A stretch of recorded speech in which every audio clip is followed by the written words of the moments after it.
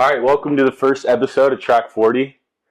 We're here with Jackson Bradley. Jackson's from Birmingham, Alabama. He has over 10 million views across all platforms and 10,000 followers across all those platforms as well, Instagram, TikTok.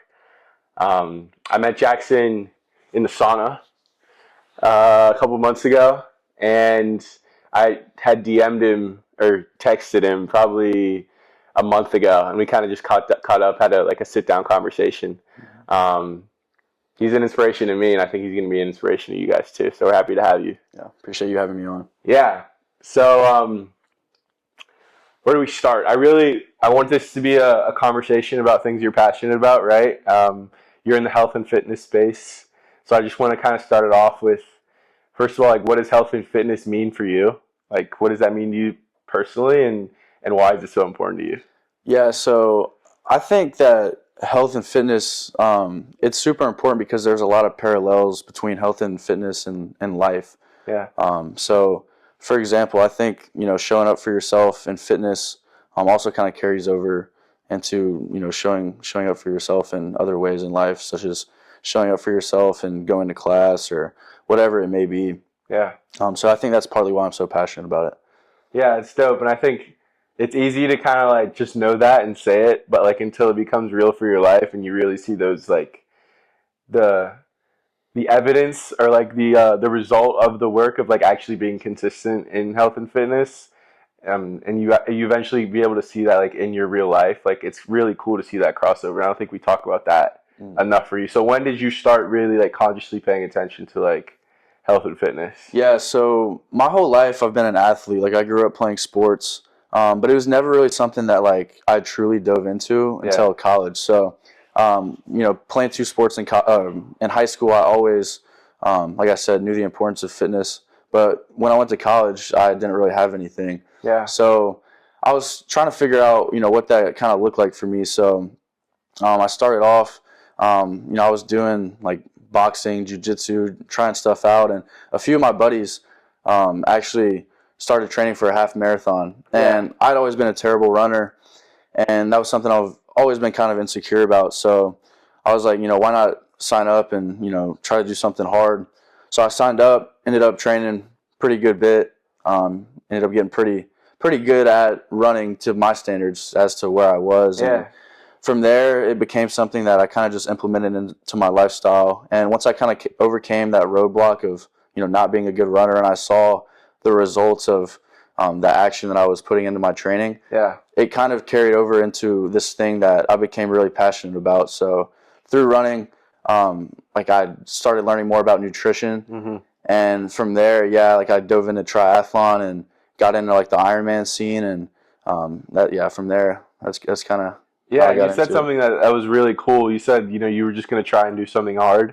And I feel like college is really interesting because it's the first time you're really, at least for me personally, like it's the first time you're on your own, right? Mm-hmm. So you get to decide whether or not you're going to choose to make your life really hard or really just kind of chill out. And I guess, we both kind of have similar backgrounds in terms of being athletes. So we've been kind of like doing hard things our whole life, but when you were like, okay, I'm going to start running, and you were terrible at it, like, did you go into it thinking like, I'm not good at it, but I want to get better? Or was this just kind of like, we'll just see where this goes type of thing? Yeah, so that's a great question because I honestly didn't know. I guess it was more so like I wanted to prove myself right about being, this, good athlete. Yeah. Since I'd never been good at running, like it was always something that just ate away at me deep down. And it was something that, I never really acted on, or I felt like it was like too far out of reach. Like running 13 miles seemed crazy to me. But one night I just decided that I was going to just go run a half marathon without ever running more than 3 miles before. And, did that, ran it it was a terrible pace, but I finished it. Yeah. And after I did that, I learned that I could do anything I put my mind to. And once I overcame that roadblock, it carried over into everything else in my life. Yeah. And now that's kind of how I look at any challenge that comes my way is like, dude, if I attack this with 100%, intentionality, like I'll get it done. Yeah. So you ran 13 miles by yourself on a random night, right? Like that's not normal, right? And then you decided to like, okay, Ironman. where like growing up, was Ironman something like, oh, one day I'm going to do that, or is this just like I'm just going to send it, once I got to school? So not at all. I didn't even know what an Ironman was really until my last year, like after I finished the half marathon thing. Yeah. So yeah, it was something that was completely like bizarre when I told my family, because we had always been so traditional in the way of just like football, baseball, basketball, just normal sports. Yeah. So when I told them I wanted to get into endurance sports, like that was kind of something that wasn't really familiar with my family. Like, my parents were never really big runners. I mean, they stay in shape, but we never really, did any of those races. So, yeah, I would say after I did the half marathon, I kind of got the itch to want to do something more, something a little more extraordinary. And you see a lot of college kids, they do, the half marathons or, even marathons sometimes, but I wanted to take it one step further. Yeah. And I feel like you really don't see a whole lot of college kids get into like the Ironman stuff, because it is, a step further than just like, your half marathon or whatever the case may be. So it takes a lot of commitment, and I think that's really what drew me to it, because I knew that I was willing to put in the work, and a lot of other people weren't. And it was just something I didn't know anything about. Like, I didn't know how to swim at all. I wish you could have seen me the first time I was in the pool. The lifeguard probably thought I was so dumb, but didn't own a bike, like bad running background, and something that I just kind of took it and ran with it and figured it out along the way. Yeah. So, like, as somebody who's played around with the idea, like, just because I've seen what it's done for you, and, I kind of follow along the journey on social media, and we both, like, subscribe to people like Nick Bear, and we kind of see, like, their lifestyle. Like, it seems so sick, right? But, like, what did that process teach Jackson about Jackson, right? Like, what did you learn about yourself? Yeah, so that whole thing. I learned a lot of things about myself, actually. The first thing I learned is just how to show up for myself. Yeah. So with, Ironman prep, a lot of the times you're training 2 to 3 times a day. Yeah. So I had to learn time management, and I learned that if, you truly do care about something, that you'll make time for it. Mm-hmm. So, with having to train 2 to 3 times a day and also be a student and whatever else is going on in your college years, like you do have to plan ahead and learn how to balance all these different things. Yeah. So I really learned, like, even though you may have a late night one night, you still got to get up and get to work the next day, regardless of the circumstances. So I would say that's really the main thing that I learned. And would you recommend it to everybody, or is this just kind of like if it's your thing, it's your thing type of deal? I don't know if I would recommend necessarily Ironmans for everybody. I do believe in, like, I think everybody should do something that's challenging. So even if it may not be athletic, I think it's important to challenge yourself in some way. Like, my philosophy is I try to do at least one thing that scares me every day, no matter what it is, no matter how big or small. And I think that really does a lot to your mind. So, for example, it could be, getting up early and running. Like, that's what it's been for me. Especially when it's cold outside, it's real easy to just, stay in bed. But when you get up early, set the tone, it kind of carries over through the rest of your day and helps you build momentum. But yeah, that could be, going on a walk in the morning, doing an ice bath, cold shower. Like, it really doesn't matter as long as you do something hard first thing in the morning.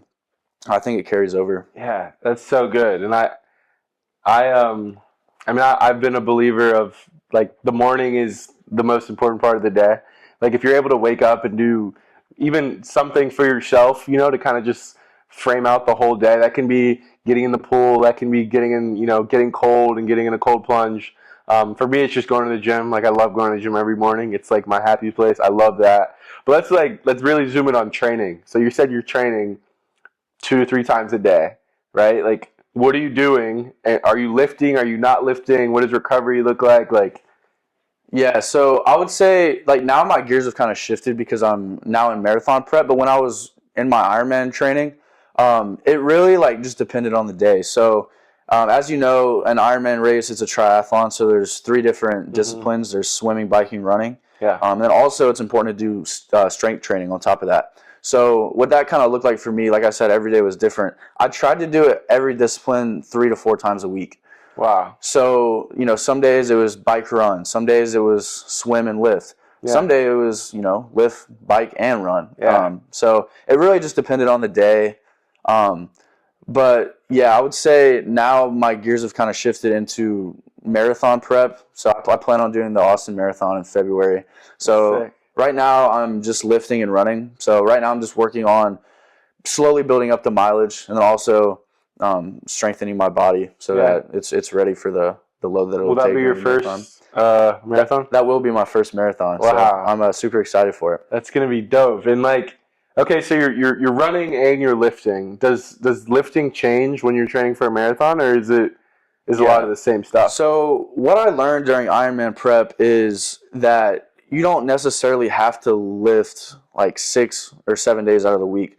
So I learned that less is more when it comes to training. Mm-hmm. So I didn't have the luxury. I used to go to the gym, like I said, like 7 days out of the week, like every day, no excuses. Yeah. But since I, started doing all these other things, I had to start lifting less. So I kind of shifted my gears when it came to that. And I was really just doing like push-pull legs split. And it's honestly worked out a lot better for me. So instead of doing like 4 sets of like 15 reps, I've now implemented less volume. So I just do 2 sets to failure pretty much on every exercise. And push myself to absolute failure on every set. And I've honestly seen a lot more growth from that, and it also takes less time. So I used to be in the gym for like 2 hours every session, or like 1.5, just completely killing my body. And now my lifts are really like 30 to 45 minutes at most. So I've really seen a lot of improvement from doing that instead. And I think it's so cool just to see like the journey of that, because like I texted you, I'm kind of figuring out what my next cycle looks like. Like I just stopped playing ball in the summer, and I kind of just kept going with like the traditional baseball like training plan. Now that I don't play anymore, that training is kind of, it's old for me. Like I don't need to be doing stuff like that.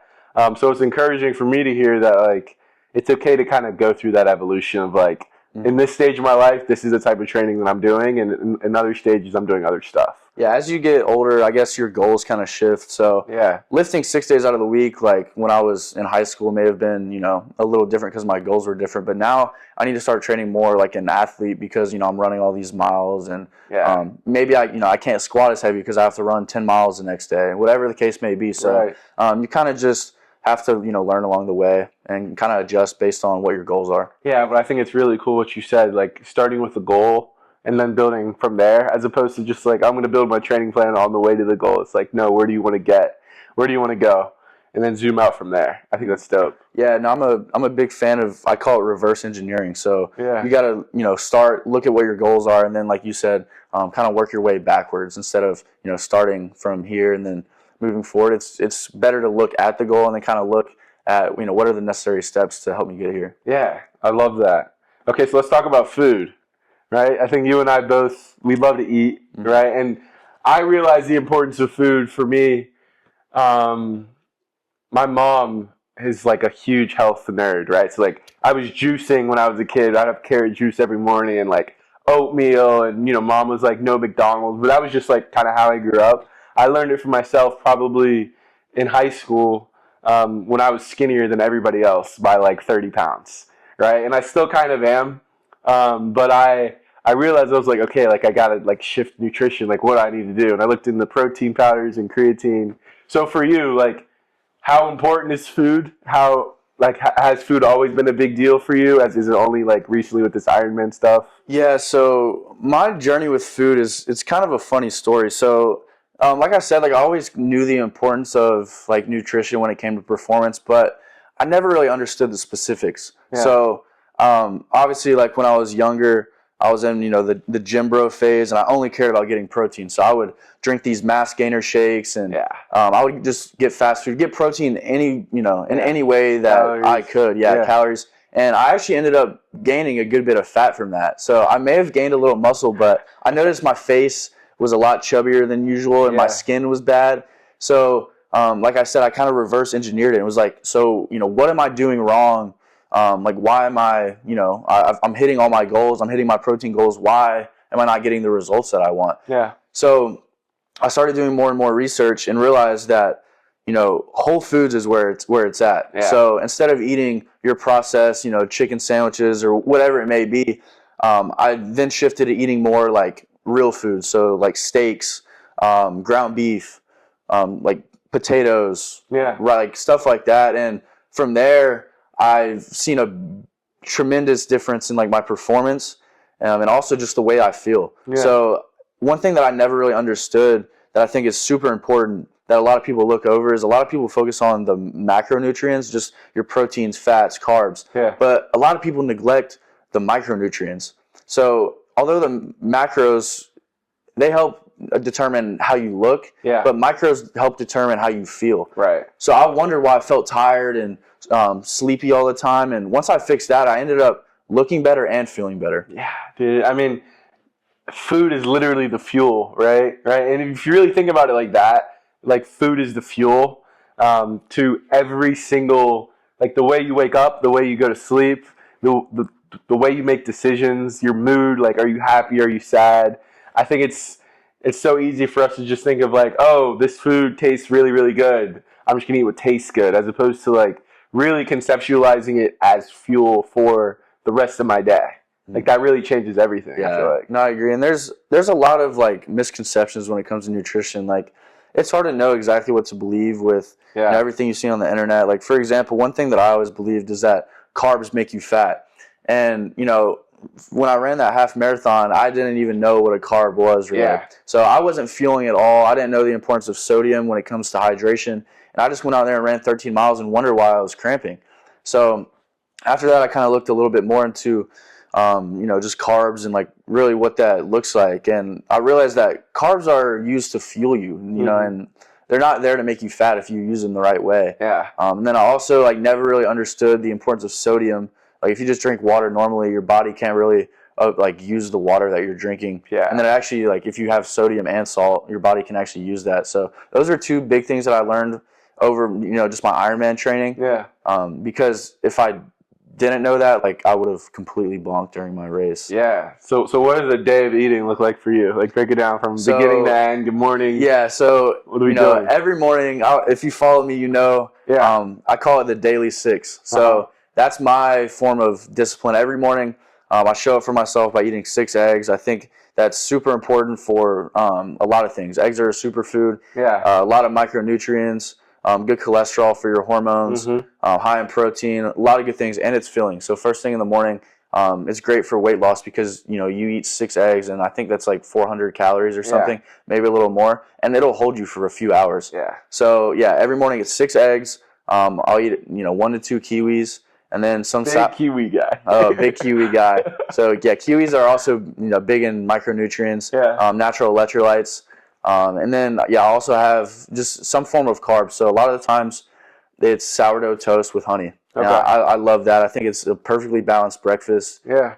So that usually holds me until about lunchtime. Is it water with that? Are we doing protein? Are we doing electrolytes? What are we drinking? Yeah. So in the morning, before that, I always do a scoop of electrolytes and water. Okay. Because when you wake up, you're dehydrated. So you want to replenish those electrolytes. But with my daily 6 meal, I'll do a glass of whole milk. I'm a big milk guy. Like full fat. Yeah. American made. Whole milk, yeah. Milk. So that's my thing.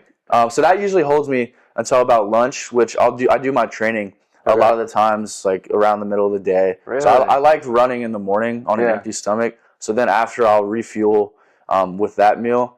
And then I go right into my lift. So I like that meal because it has everything you need, carbs, protein, which fuels me for my lift around lunchtime. So around lunchtime, I'll hit a lift.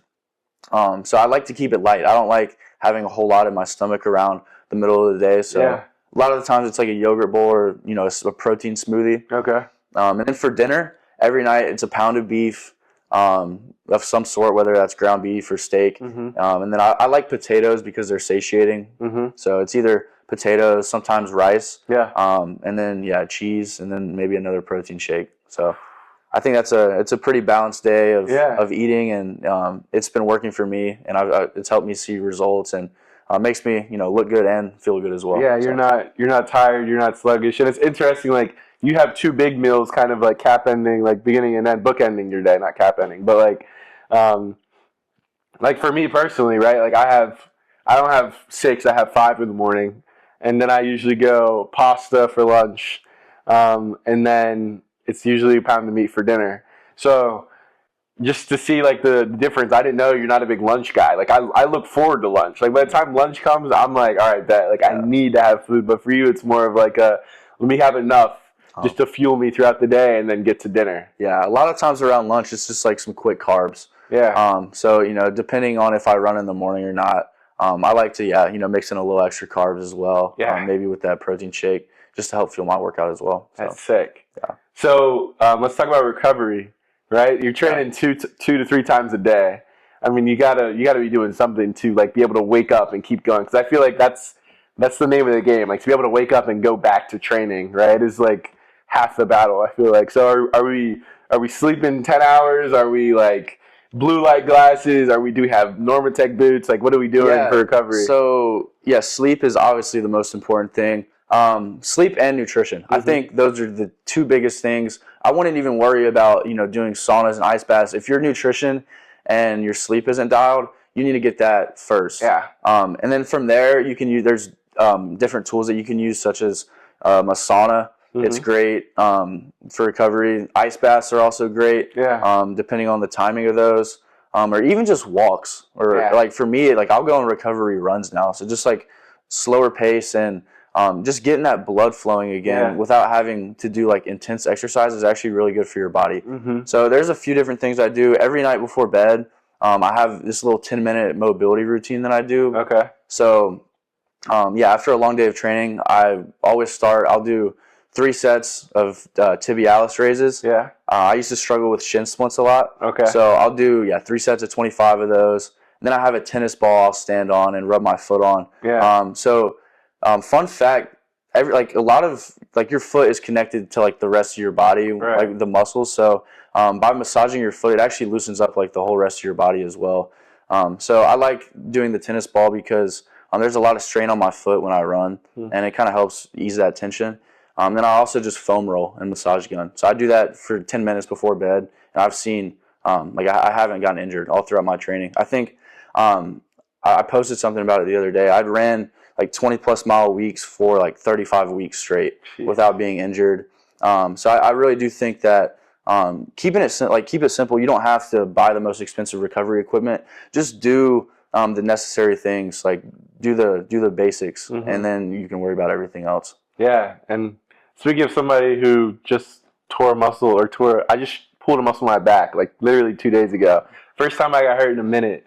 But before that, I had been on a little streak of like just staying healthy, and I struggled a lot with injuries when I was playing, right? So I'm always interested to see what other people are doing, and sleep has been on my mind lately, like just a lot, just because one, I know I don't get enough of it. I'm an early morning person. I'm up at like 4:45, 5 a.m. every single morning.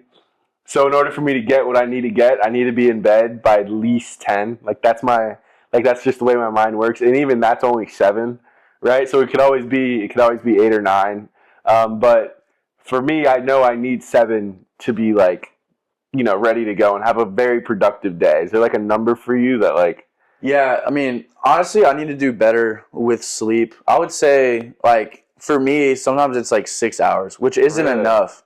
It honestly isn't enough. But one thing about me is I'm a big believer in like just getting stuff done. So a lot of times with having to balance everything, sometimes I have to push sleep off in order to get ahead on videos for the next day, or doing homework because I was busy training, or doing whatever the case may be that day. So a lot of times I do have to sacrifice sleep. So that's something honestly I do need to work on more. Yeah. But ideally it would be like 7-8 hours is like my money zone. Yeah. And so you said, let's like shift to content a little bit. Get hit on videos. You told me that you've been posting twice a day for how long? Since I started pretty much, so I started posting 1 video a day. I started posting in June. Yeah. And I think in like July, I've posted twice a day, every day, and haven't missed a day. So that is so incredibly awesome. Like, what sparked, okay, I'm going to start doing content and really share the journey? Where did that come from? Yeah, so honestly, it's something that I've always been passionate about. If you follow me, I post videos of me making YouTube videos when I was literally like 10 years old. Yeah. So it was something that I've always been passionate about. But as I grew older, it was something that I was always kind of scared of what people would think of me if I started posting or really voiced this passion of mine because, I was worried about people saying, no, he's just another wannabe influencer or whatever the case may be. But when I started training for this Ironman or half Ironman, I really used it as a perfect excuse. Like I thought it was a perfect excuse to start posting content. Yeah. And from there, like my two biggest passions collided, and I just kind of took it and ran with it. So for me, like my content is a lot more than just getting sponsorships or getting views. Like it's something that I've always wanted to do my entire life. So my why is really deep with it, and I think that's why I stay so consistent with it and why I haven't missed a day of posting since I started. And the last time we talked a lot about how much fear there is behind sharing with the world, but at the same time, how much we admire those that do, right? Like, which is such a crazy concept because we look up to them every day. We refresh their pages, like, oh my gosh, like, could they post? But we're scared to do it ourselves, like, and especially for guys, because I feel like, it's like you're being vulnerable in a sense when you're posting stuff online, and vulnerability, with us is like a no-go. So like, how did you get over that? Like, was it just you were like, okay, I'm going to do it, and nothing was going to stop me? Yeah, it was just something that like I knew what it would, what would come with it, sort of thing. And one thing about me is like I've honestly always felt misunderstood my whole life. So it was honestly like freeing in a way because I knew that I was finally in control of the way that I could express myself and the way that people thought of me, like through my videos, by like the music that I use, the style of video that I post. So at first, it was kind of hard getting over that first hump. Like when you have like one follower that's like your mom, like it's not it's not very cool, and a lot of people will be just think you're another whatever wannabe.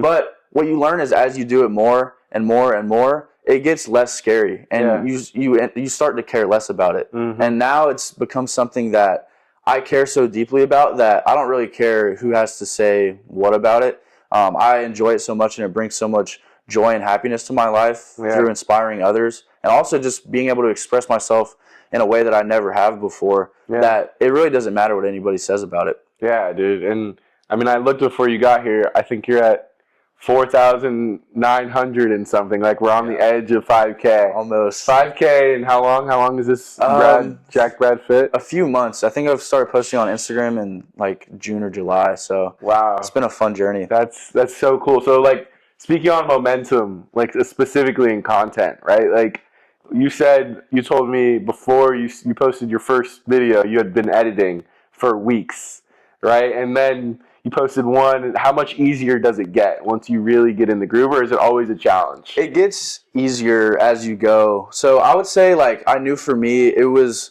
like I always say that volume negates luck. So I knew if I just made enough videos, and the cool thing about the internet is that it gives you instant feedback, right? Like within 24 hours, whether a video is good or not. Yeah. So I knew that by posting once or even twice a day, I would get instant feedback twice a day. So if you do the math, that's 14, feedbacks a week, 60 videos a month. Yeah. So I knew like 700 a year, which is crazy to think about. And I knew that if I put my head down for a year and made 700 videos, that I would learn along the way, right? And kind of take what works with what I like and kind of do a mix of both. So I think, at first I wasn't super proud of the videos that I was putting out. Like they weren't getting a crazy amount of views, but as I went and the more videos I made, I started to figure out what people wanted to see from me and kind of my style of posting. And I've kind of just developed my own sort of style just through trial and error. And I think now it's become this thing that I kind of know what's going to do well when I put it out now. Yeah. So I don't know. I mean, you can do the math on it. I've probably posted at least like 300, I would say 300 plus reels since I started. So it's definitely a commitment, but I think content it's a volume game because you don't know what video will do well. You can't really control the algorithm, but you can control the quality of your videos, and you can control how many times you put them out. Yeah. So I knew that if I just stacked the odds in my favor, like I said, I don't know what video is going to do well, but if I'm posting 700 videos, a year, it's super unlikely that one of them doesn't pop off. So. And you've had 2 or 3 break a million? I saw there was like 3. I think it's 3 or 4. So What was that feeling like? Like waking up, So going to bed, and waking up to a million people. So funny story. When I first started my Instagram, my first couple of videos like were getting like 2,000-3,000 views. Yeah. And I felt like one was gonna pop off soon. You kind of get that feeling. Yeah. And funny story. I didn't have a video to post this day. I remember this vividly. Yeah. And my brother was playing. He had a football game on a Friday night, and before the game, I had like 30 minutes to make a video. Yeah. So it was like 5 o'clock. We had to leave at 5:30. I was like, man, I got to get a video out by 6. So I sat down. Was wondering, what video can I make? And I made this video on the only 3 runs you need to get faster. Yeah. And I posted it. And I remember sitting like at the football game and just seeing how fast the views climbed. Like in the first hour, it had like 100K, and it was just completely bizarre because none of my videos had ever gotten above 3,000 views before that. Right. So I just watched that number climb, and all throughout the game, I was refreshing, and by the time I went to bed, I think it was at like 700K. So I didn't know how much left it had to climb. So I went to bed and. Obviously I didn't have very many followers by then. I think I had like 100 followers. And I woke up, and you know how you get the little red notification in the morning, like to see if anybody followed you. Mm-hmm. I woke up with like 500 new followers, and I was just like I didn't know what to believe, or like it felt like a dream. Like I swear I was dreaming. Like it didn't even feel real. So yeah, like through that one video alone, I think I gained like 700 followers. Wow. Or something crazy. And like all throughout the day, I was refreshing, and like every time I refreshed, I would like gain 2,000 views and like a follower, like every second. And it's a dangerous game because now ever since that video, I've kind of been chasing that high. Yeah. And obviously you're not going to get that many views on every video and that many followers, so that's just something you kind of have to accept that. Not every video is going to be the one, but to enjoy it when it does happen. Dude, for sure. Yeah, I feel like it goes hand in hand in life. Like you have a lot of ups and downs. Again, I think that's why I'm so passionate about content as well. Yeah, and I think you said something that's super important too. Like just being okay with enjoying it too. Like you worked for it. You've been posting with 100 followers. You were staying consistent when a lot of people would have just been like, "All right, this is it for me." And now you're able to sit here and know that, like, okay, this might not be reality. Like, this might not be what it's going to look like every single time I post. But there is, like, some confidence that goes into knowing that, okay, I can do this. Yeah. Not that the confidence is found in the validation, but, like, it's found in the 300 videos that you've already posted. Yeah, 100%. So what's next? Where are we going? We're training for this marathon in February. Yeah. Okay. Are we doing a full Ironman? Are we content staying? Like, what are we doing? Yeah. So I would say, like you said, momentum's a big thing. Mm-hmm. And as soon as I finished that half Ironman race, it's easy to fall into this trap of just, like I accomplished this big goal. I'm just gonna chill out for a little bit. But I actually think that you should do the opposite. So I think that you should almost double down. So as soon as I finished that race, I was looking for the next one. And I thought, I'd never ran a full marathon before. How cool of an opportunity would it be to train for a race that scares me? Like I've never ran more. Even now, I've never ran more than 16 miles. I think, and marathon's 26.2. So it'll be another challenge and another thing that I'll kind of have to learn along the way. So that's the next big challenge. And then I think after that, I do want to complete a full Ironman. Yeah. So I honestly don't know like what the next few years hold, but that's kind of the plan as far as that. And then with content, I don't really think much changes. I think my account, it's good because I kind of post a little of everything. So I mix a little of nutrition in there, my training. I do some talking videos just about whatever it may be, like struggles I go through, just mindset things that may pop up in my head. So honestly, there's not a whole lot of things that change other than now I'm documenting my marathon journey instead of my half Ironman journey. That's awesome, dude. And I think like these conversations are so important because we're more similar than we are different in terms of we're always looking for that next thing to kind of spark it. And when I get to see that fire in somebody else or something that they're passionate about, it encourages me to do things like that I wouldn't do otherwise. And, you asked me, you were like, bro, why aren't you documenting? Like, I have this magazine that I'm working on. I just finished up another interview today. And like this wouldn't be possible without that conversation. And I think it's so important to just continue to encourage each other and to continue to mess up, but learn from those failures. You know, because like your ride hasn't been perfect, right? Either like you've learned a lot. You posted a lot of good videos, a lot of bad videos, and you learn from each one. So there's encouragement in seeing like the good and the bad of your story. And I think that's what makes your account really, really cool, is the fact that it's not all like picture perfect cinematic type stuff. Yeah, no, that's a big thing. Like, especially when I started, I wanted to make sure that I show like all the dirty work as well. So like I was very transparent from the jump. Like, I don't know how to swim. I'm getting in the water for the first time today, and I would record myself and watch it back, and I'd be like, man, this is terrible. But I posted it anyways. Yeah. And I think people really appreciated that vulnerability because they were able to relate to it, and it made my journey seem more believable. You know what I mean? Yeah. That I'm just some kid. Like, I'm honestly nobody special. Never been a super great athlete. Yeah. I just know how to show up for myself, and I think that's the coolest part of my journey. Yeah. Is that through doing these races, like a lot of people look at my account and they may see Ironman. He's ripped now, whatever. Yeah. It hasn't always been that way, and I was insecure a lot about my running ability and like my physique and stuff like that. And like I said, like through just showing up every day, taking small steps in the right direction, I've learned a lot about myself and have honestly gained a lot of confidence through my journey. That's awesome, dude. So last question, the one I'm going to ask everybody who comes on the podcast: what scares you? About what? Just life? Period. What scares you? I get really caught up in like my future. Like I would say it's so hard to know exactly what path to take, and that's something that honestly scares me because I don't want to go the wrong direction. I feel like there's a lot of different ways that I can take my account and take my journey. So like, for example, I could go like the apparel route, I could go the supplement route, I could do coaching, or a little bit of both, you know what I mean? And it's scary not knowing which one is the right one. So one thing that I always, I tell my clients and anybody that really struggles with this is I always use the light at the end of the tunnel analogy.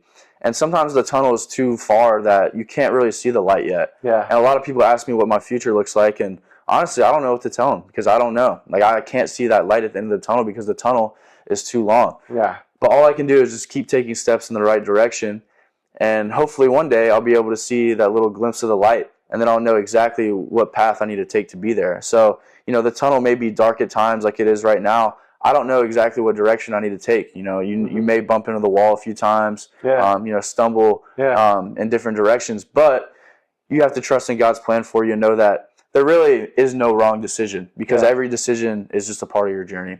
Yeah, dude. Well, this has been awesome. I really appreciate your time. Yeah. Plug yourself real quick. Yeah, on all socials, it's just Jack Brad Fit. All right, bet. Appreciate it. I appreciate it. Had a good time. We're done. Bet. That was awesome, bro. Yeah, bro. Where are you posting this?